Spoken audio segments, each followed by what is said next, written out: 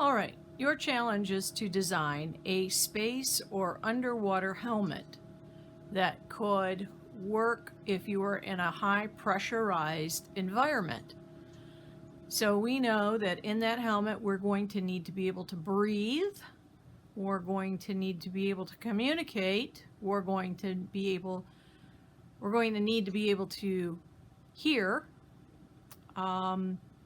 and so we need to consider all those things when we're designing. So the first thing we're going to do is we're going to come up with a drawing for our design. So let's pretend that this is my head, or it could be your head. Oh, I guess it better have some ears. And we need to breathe, so we'll need a nose and a mouth and a couple of eyes. And yes, I have hair. Okay, so this is our person. We need to design a helmet that will fit over this head. They'll be able to breathe. They'll be able to communicate. So that means they have to be able to speak and hear. And it'll be pressurized so that if they're in a high pressure environment, such as outer space or underwater, their head won't explode. So let's think about the things that we're going to need. So we know we need a helmet.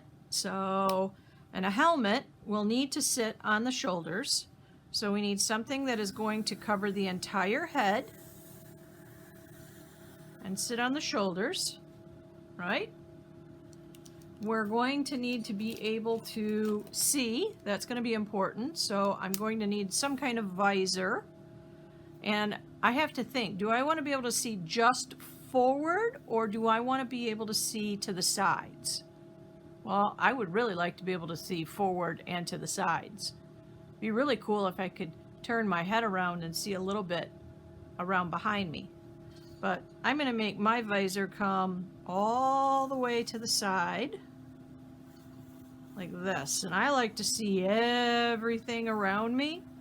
So I'm going to want a visor that looks like this.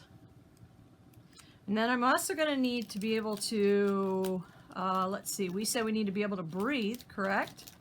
So I'm going to need to be able to breathe. So I'm going to need some kind of device connected to this that allows me to breathe. So I would assume that would go to an air source. Maybe I'm carrying that on my back or maybe on my front so that I can move around freely.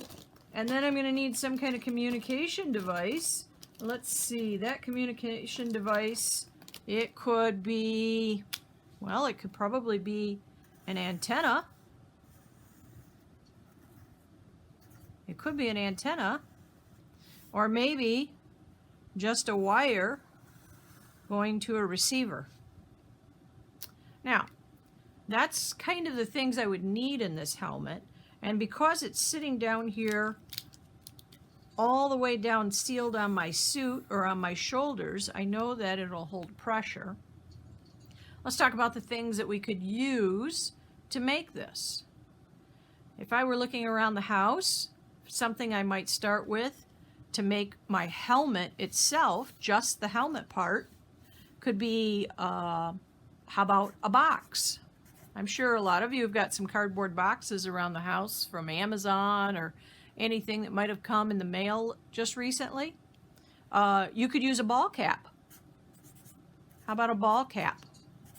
And use that as your basis. And that could be up here, and then you could build everything off of it. How about a hard hat? Some of your dads might have a hard hat around. Maybe you could borrow that. Or even some of you boys, or even you girls, you might have a motorcycle helmet.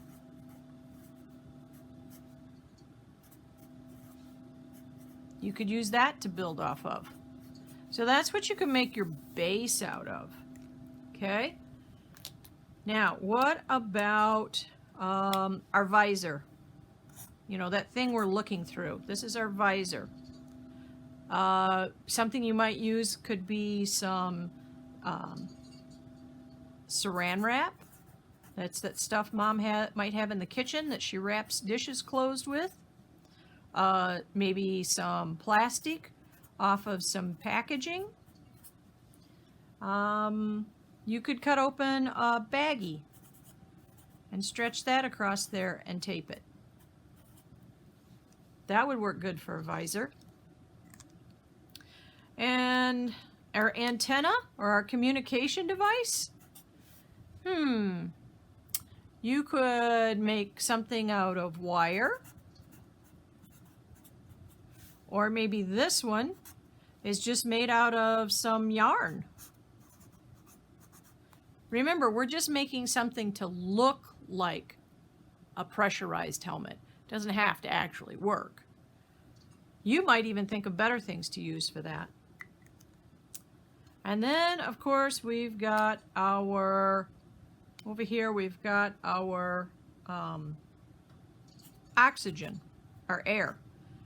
What could we use that to make this? Well, let's see. We could use a piece of rope to symbolize that. Some type of tube. I'll bet you've got some tubes laying around from Christmas wrapping. Maybe you could kind of bend one and tape it.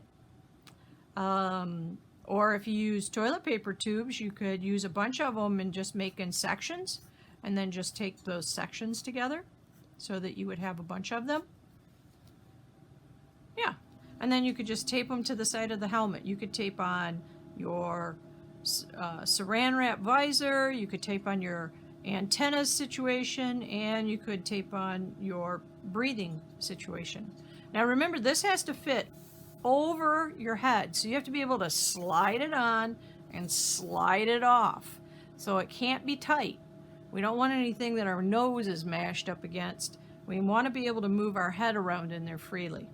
And remember, you're not building anything that you can't really breathe in. So don't build something that you can't actually breathe.